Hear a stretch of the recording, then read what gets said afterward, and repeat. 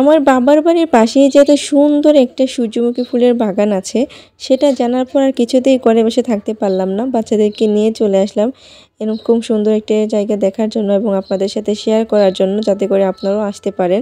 আমি 100% গ্যারান্টি দিয়ে বলতেছি, এমন জায়গায় আসলে আপনার মন একদম ভালো হয়ে যাবে। আর বাচ্চাদের নিয়ে আসলে ওরাও অনেকটা মানে এনজয় করতে পারবে। ওদের হাসিমাখা মুখগুলো দেখে অনেক ভালো লাগবে। কিভাবে আসবেন সব কিছুই বলে দেব। আসসালামু আলাইকুম, সবাই কেমন আছেন? আমি আলহামদুলিল্লাহ ভালো আছি। আজকে চলে যাচ্ছি সূর্যমুখী ফুলের বাগানে। আর এটা আমাদের বাড়ি থেকে বেশি একটা দূরে না, মাত্র 10 টাকা ভাড়া লাগে। এখানে আমি আমার বড় দুই ভাইয়ের ছেলে আর বড় আপুর মেয়েকে নিয়ে যাচ্ছি, আর কাউকে পাইনি। তো এই তো আমরা রিক্সাতে উঠে পড়েছি। এখন আমরা একদম চলে যাব সেই ফুলের বাগানের কাছে। এখানে নাজিবাকে দেখেন, ও কতটা খুশি। ও আসলে ঘুরতে ভীষণ পছন্দ করে। তো ওকে নিয়ে যাচ্ছি। কিভাবে যাবেন, কোথা থেকে উঠবেন সব কিছু বলে দেব। তো আপনারা গিয়ে প্রথমে শ্রীপুরে চলে আসবেন, গাজীপুর শ্রীপুর থেকে বর্মি রুটে আসবেন। সেখানে বর্মি আর শ্রীপুরের মাঝখানে শিমুলতলি একটা জায়গা আছে, সেখানে বললেই হবে যে আমি সূর্যমুখী ফুলের বাগানের এখানে যাব। তো আপনাকে একদম নিয়ে যাবে। তো এই তো আমরা গেট দিয়ে ঢুকে গিয়ে যাচ্ছিলাম, আর চারপাশে সবুজ সবুজ প্রকৃতি, গ্রামের মিঠো রাস্তা সব কিছু দেখে যাচ্ছিলাম। তো খুবই ভালো লাগতেছিল। আমার খুবই ভালো লাগে এরকম প্রকৃতির মধ্যে মিশে যেতে। আর এখানে একটা জিনিস লক্ষ্য করলাম, এখানে দেখেন গ্রামের মানুষের মাথায় কত বুদ্ধি। ঘরের মধ্যে গিয়ে পেঁপে গাছ, লাউ গাছ লাগিয়ে রাখছে। গ্রামের মানুষের মাথায় বুদ্ধি আছে বলতে হবে। আর এখানে সূর্যমুখী ফুলের বাগানে আসার পরেই নাজিফা নাচানাচি শুরু করছে।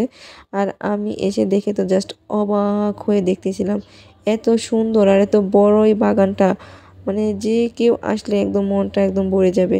এখানে প্রচুর মানুষের ভিড় আছে। আমরা দুপুর টাইমে এসেছিলাম, ভেবেছিলাম যে এত মানুষ থাকবে না, কিন্তু না, এখানে এসে দেখি যে না, অনেক মানুষ আছে। এখনো সবাই ছবি তুলে নিয়ে ব্যস্ত।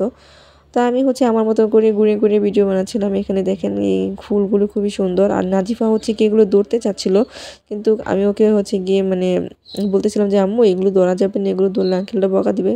তো ও আমাকে বলতেছে যে আমি তো ছিড়বো না, আমি জাস্ট গুনবো। তো মানে ও গিয়ে এমনিতেই বলতেছিল আর কি, ও এগুলো ছিঁড়ার জন্যই দৌড়েছিল। কিন্তু আমি থাকাতে আর ছিঁড়তে পারিনি। তো এখানে চান্স না পেয়ে চলে আসলো এই যে ফুলের বাগানের ভিতরে। আর এখানে ঢুকে তো সে মানে কি করবে না করবে কিছুই বুঝতে পারছে না। তো ওকে আমি ভিতরে ঢুকে দিয়েছি, দেখি ও কি করে। একবার গিয়ে ও মানে বের হচ্ছে, আরেকবার ঢুকতেছে। তো এখানে আমি আমার বড় ভাইয়ের ছেলেকে বললাম যে বাবা তুমি ওর সাথে সাথে থেকো, যেহেতু আমি কিছু ভিডিও বানাবো। ওর সাথেই যদি সবসময় থাকি তাহলে তো ভিডিও বানাতে পারবো না। তবে আপনারা যদি বাচ্চাদেরকে নিয়ে যান, অবশ্যই 2-3 জন সাথে করে নিয়ে আসবেন ওদেরকে দেখশন করার জন্য, নয়তো আপনি ভিডিও করতে পারবেন না। আমার বাসায় আর কেউ ছিল না, যার কারণে কি আমি এই 3জনকে নিয়ে চলে আসছি। তো এই যে বুড়িটাকে হাতে ধরে নিয়ে এখন বাইরে চলে যাচ্ছি। অনেকক্ষণ ঘোরাফেরা করেছি, খুব ভালো লেগেছে। আপনারা যদি আসতে চান তাহলে আসতে পারেন। আজকের মতো বিদায় নিচ্ছি। সবাই ভালো থাকুন, সুস্থ থাকুন। আল্লাহ হাফেজ।